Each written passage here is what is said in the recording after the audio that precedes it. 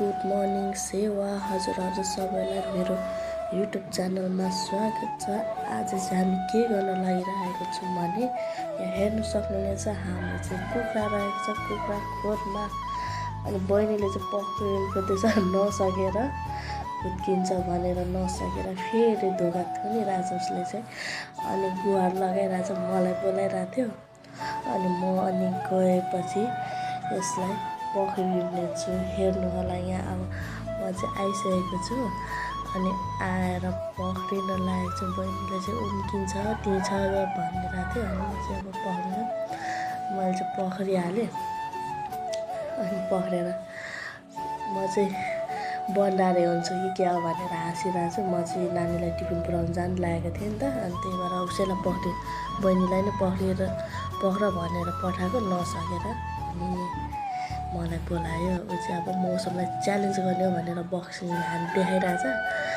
म चाहिँ यहाँ कुखुरा ल्याइदिएको छु भाइलाई। भाइ चाहिँ म दाउरा रेडी गर्दैछ कुखुरा भुत्लाउनुको लागि। पानीमा भन्दा भुत्लाएको उसको भुत्ला निकालिदिन्छ नि त कालो वाचिपा। अनि त्यही भएर हाम्रो चाहिँ यहाँ भुत्लाई पनि सकेको छौँ। यहाँ यो पोथी हो नि त। अनि त्यही भएर भर्खरै फुल पार्नु आँटेको पोथी रहेछ मम्मीले पठाइदिनु भएको। अनि हेर्नु सक्नुहुन्छ हाम्रो यहाँ पोथीको अन्डाहरू कति धेरै क्या। यो चाहिँ फुल पार्नु आँटेको रहेछ भनेर बहिनीले हेर्दैछ।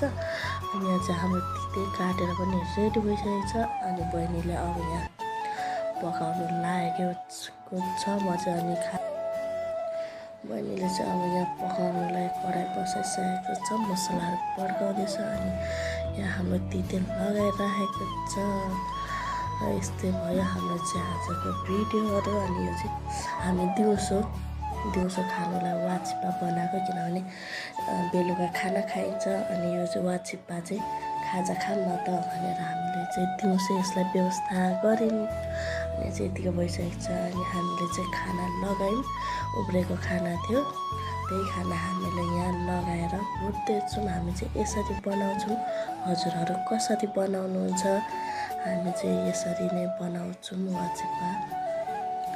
मजाले भुटिसकेको छौँ। अब यो खाने लायकको भइसकेको छ। हामी चाहिँ 3जना मात्र छौँ अहिले। अरू सबै स्कुल आउनुहुन्छ। अनि हामी चाहिँ अब खानु लागेको छौँ। यो चाहिँ भोजपुरबाट पठाइदिनु भएको कुखुरा हो नि त। अनि त्यही भएर मैले चाहिँ मम्मीलाई थ्याङ्क यू मम्मी पठाइदिनु भएकोमा भनेर म चाहिँ यहाँ बोलिरहेको छु। अनि अलिक छिपेको कुरा छ नि त त्यही भएर हड्डी टोक्नु साह्रो भइरहेको छ। अनि आज चाहिँ हाम्रो यस्तै भयो।